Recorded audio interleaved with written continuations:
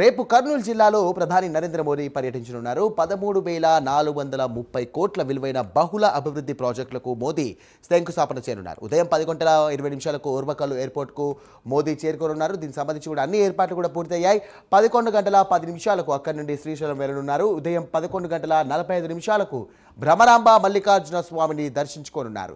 ఇక ప్రధానికి CM Chandrababu, deputy CM Pawan Kalyan స్వాగతం పలకనున్నారు. ఇక సునిపెంట హెలిప్యాడ్ నుండి రోడ్డు మార్గాన శ్రీశైలం చేరుకోనున్నారు. మధ్యాహ్నం 12:30 శ్రీ భ్రమరాంబ మల్లికార్జున స్వామి వారిని దర్శించుకోనున్నారు నరేంద్ర మోదీ. ఇక అనంతరం పలు అభివృద్ధి పనులకు కూడా మోదీ శంకుస్థాపన చేసి పరిశీలించనున్నారు. శివాజీ స్ఫూర్తి కేంద్రాన్ని కూడా సందర్శించనున్నారు ప్రధాని. ఇక అక్కడ 5 నిమిషాల పాటు ధ్యానంలో కూర్చోనున్నారు. అనంతరం సూపర్ జీఎస్టీ మహాసభలో నరేంద్ర మోదీ పాల్గొననున్నారు.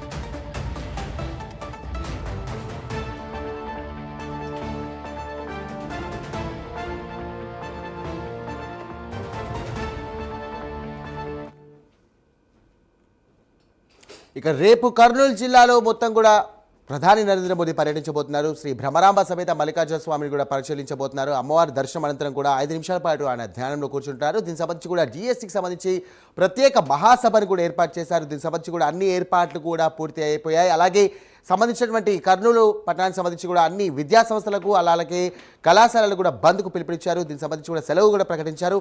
ఇదే అంశానికి సంబంధించి మరిన్ని డీటెయిల్స్ అందించడానికి మా కరెస్పాండెంట్ సుధీర్ సిద్ధంగా ఉన్నారు. సుధీర్,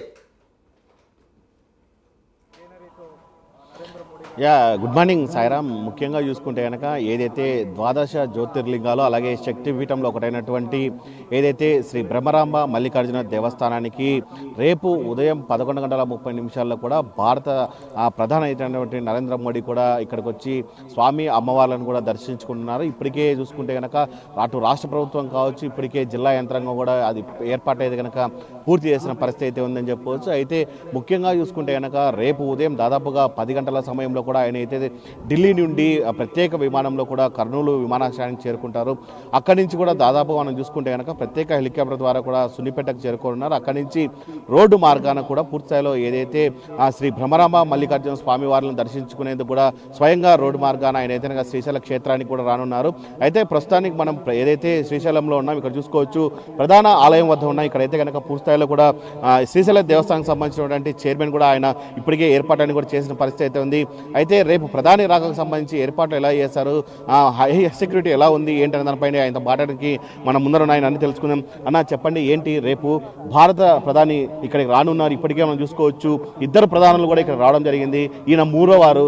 ఇప్పటికే ఏర్పాట్లు ఎలా చేస్తారన్న? ఓం నమ శివాయ.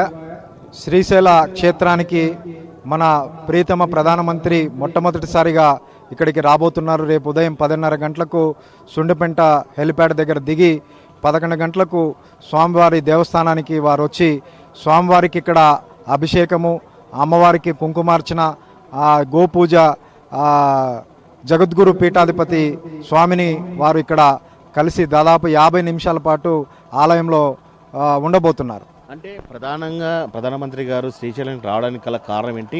అసలు శ్రీశైలాన్ని ఎందుకు ఆయన ఎంచుకున్నారు? అసలు ఈ మధ్యకాలంలో మనం చూసాం, జ్యోతిర్లింగాలన్నిటిని కూడా మోడీ గారు దర్శిస్తూ డెవలప్ చేస్తున్నారు. ముఖ్యంగా మనం కాశీ, వారణాసి చూసాం, ఎంతో సుందరంగా వారు తీర్చిదిద్దారు. మరి ప్రపంచంలోనే వారణాసికి అతి ప్రత్యేక ప్రాముఖ్యత ఉన్నది. దాని తర్వాత శ్రీశైల క్షేత్రానికి ఉంది. ఇది 12 జ్యోతిర్లింగాల్లో 2వ జ్యోతిర్లింగం, 18 శక్తిపీఠాల్లో 6వ శక్తిపీఠం. అటు జ్యోతిర్లింగము, శక్తిపీఠం 2 కలిసి ఒకే కాంపౌండ్లో ఉన్నటువంటి ఏకైక క్షేత్రం ఒక శ్రీశైల క్షేత్రమే. వారణాసిలో అలాగే ఉజ్జయినిలో ఉన్నా కూడా అవి పక్కపక్కన అమ్మవారు, అయ్యవారి దేవాలయాలు ఉంటాయి. ఈ ఇద్దరు కూడా ఒకే కాంపౌండ్లో ఉన్నటువంటి అతిపెద్ద ప్రాశస్త్యం గల గొప్ప క్షేత్రం ఇది. ఈ క్షేత్రానికి నరేంద్ర మోడీ గారు ప్రైమ్ మినిస్టర్ అయిన తర్వాత మొట్టమొదటిసారి రాబోతున్నారు. వారి రాకతో శ్రీశైల క్షేత్ర రూపురేఖలు మారబోతున్నాయి. ఈ క్షేత్ర అభివృద్ధికి ఇప్పటికే మేము ఈఓ గారు మిగతా ప్రిన్సిపల్ సెక్రటరీ అధికారులతో కూర్చొని ఏమేం కావాలో మాస్టర్ ప్లాన్లో ఏమేం కావాలో ఇవన్నీ కూడా దాదాపు 1657 కోట్ల రూపాయల అభివృద్ధి పనులకు ఎస్టిమేషన్స్ వేపించి మన సీఎం గారికి పంపించాము. సీఎం గారు ద్వారా నరేంద్ర మోడీ గారికి రేపు ఈ విజ్ఞాపన పత్రాన్ని అందించబోతున్నారు. అంటే మనం ఇప్పటికే చూసుకోవచ్చు, అటు అయోధ్య కావచ్చు, ఇటు వారణాసి కూడా పూర్తి స్థాయిలో కూడా ఇప్పటికే అనుకున్న స్థాయి కన్నా పూర్తి స్థాయిలో పెద్ద స్థాయిలో కూడా వెళ్ళడం జరిగింది. అలాంటిది శ్రీశైలం కూడా రానున్న రోజుల్లో కూడా అభివృద్ధి చెంది ఆ స్థాయికి ఖచ్చితంగా వెళ్తున్నారు.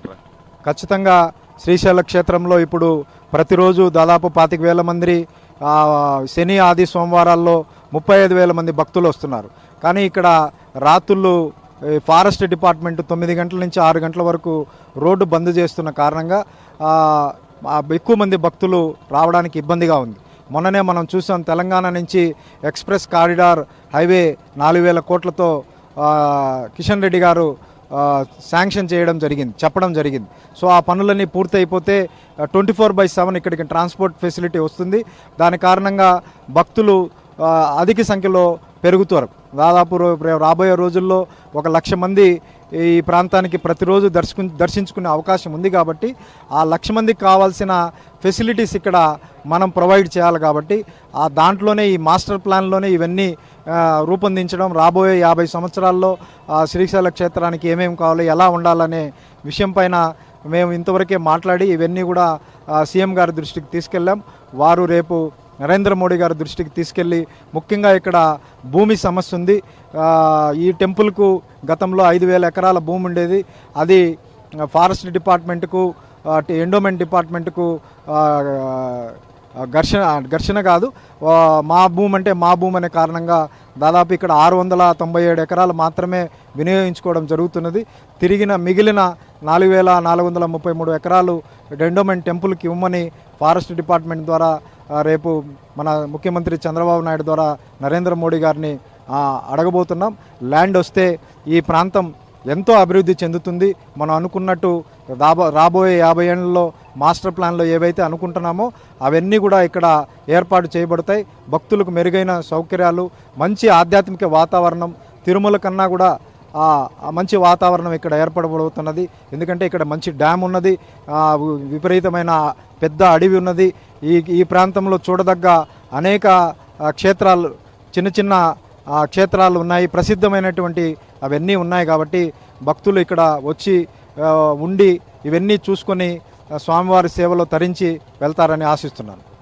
ఇది మొత్తంగా చూసుకుంటే కనుక దాదాపుగా రేపు ఉదయం 11:30 కూడా నరేంద్ర మోడీ ఇక్కడికి రానున్నారు. ఇక్కడ నుంచి కూడా పూర్తి స్థాయిలో కూడా ఏదైతే ప్రధాన ద్వారం ఉందో ప్రధాన ద్వారంగా కూడా ఆయన ఇక్కడి నుంచి కూడా పూర్తి స్థాయిలో వెళ్ళి శ్రీ బ్రహ్మరాంబ మల్లికార్జున స్వామి దర్శించుకున్న అనంతరం కూడా పూర్తి స్థాయిలో ఏదైతే శ్రీశైల అభివృద్ధికి సంబంధించినటువంటి ఏదైతే కార్యక్రమాలు దానిలో కూడా పాల్గొని ఇక్కడ నుంచి ఏదైతే శివాజీ స్ఫూర్తి కేంద్రం ఉందో అక్కడికి వెళ్ళి అక్కడ ఉన్నటువంటి పూర్తి స్థాయిలో శివాజీకి సంబంధించినటువంటి ఏదైతే చిత్రపటం ఉందో అక్కడ పూర్తి స్థాయిలో అక్కడ ఉన్నటువంటి వాళ్ళందరినీ అడిగి తెలుసుకోవడం జరుగుతుంది.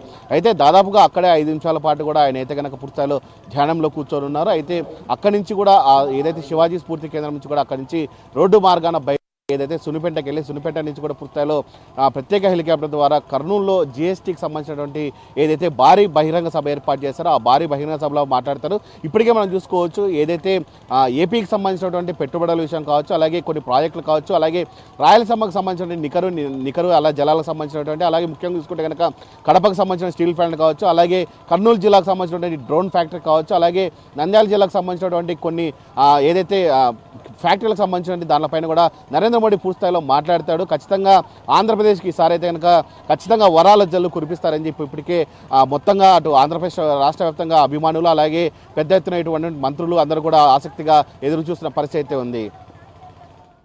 Right, thank you Sudheer.